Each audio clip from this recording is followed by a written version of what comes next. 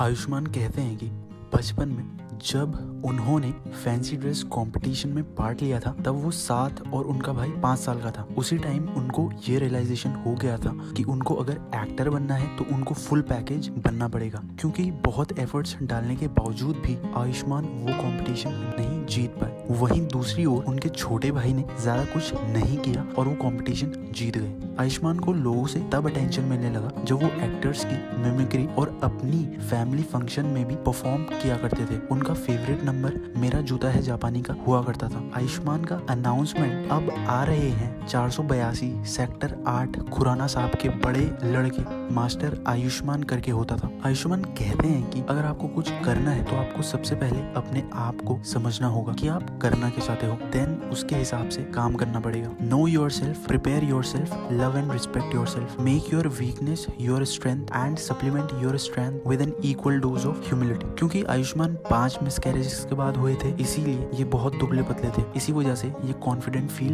नहीं किया करते थे। जब वो किसी को कहा करते कि I want to be an actor तो कोई भी उन्हें सीरियस नहीं लिया करता। लोगों को लगता है कि आयुष्मान का करियर रोडीज से शुरू हुआ, नहीं।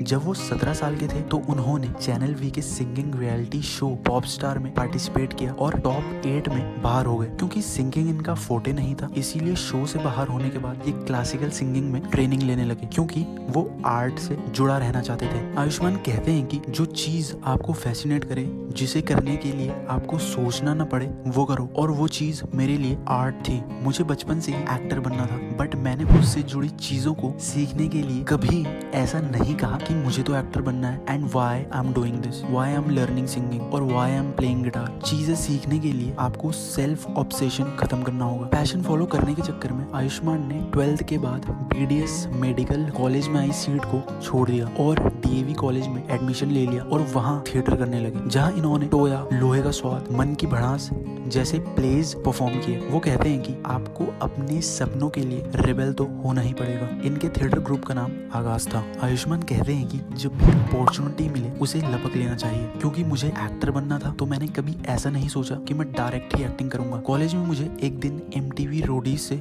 रघु का कॉल आया और उन्होंने मुझे रोडीज के ऑडिशन देने को कहा, क्योंकि मैंने उससे पहले MTV के ही शो क्या मस्त है जिंदगी के लिए ऑडिशन दिया था। इसीलिए शायद उन्होंने मुझे रोडीज के लिए कंसिडर किया। मैंने ऑडिशन कॉन्फिडेंटली दिया, मैं जैसा था वैसा ही रहा और मेरा सिलेक्शन हो गया और बाद में मैं वो शो जीत भी गया। शो में मुझे Raghu as a guardian angel मिले। फाइनली अपनी मास्टर डिग्री खत्म करके आयुष्मान मुंबई चले गए और 1 महीना KEM हॉस्पिटल के हॉस्टल में अपने दोस्तों के साथ रहे। उसी दौरान आयुष्मान 92.5 FM रेडियो स्टेशन में और बालाजी टेलीफिल्म्स में ऑडिशन देते हैं और दोनों में सिलेक्ट हो जाते हैं, बट वो एज एन RJ अपना करियर स्टार्ट करते हैं। रेडियो शो में आयुष्मान तरह तरह की लाइन बोला करते जो कि बहुत एंटरटेनिंग होती थी, जैसे चर्च गेट से कल्याण, बिग FM पर आयुष्मान, मान न मान मैं तेरा आयुष्मान। एज एन RJ जब वो सेलिब्रिटीज का इंटरव्यू लिया करते तो उनको अपने एक्टर बनने के बारे में बताते। एक बार उन्होंने करण जौहर से उनके ऑफिस का नंबर ले लिया, लेकिन नतीजतन कुछ नहीं हुआ। 2 साल तक दिल्ली में एज एन RJ काम करने के बाद आयुष्मान दोबारा मुंबई आते हैं और यहीं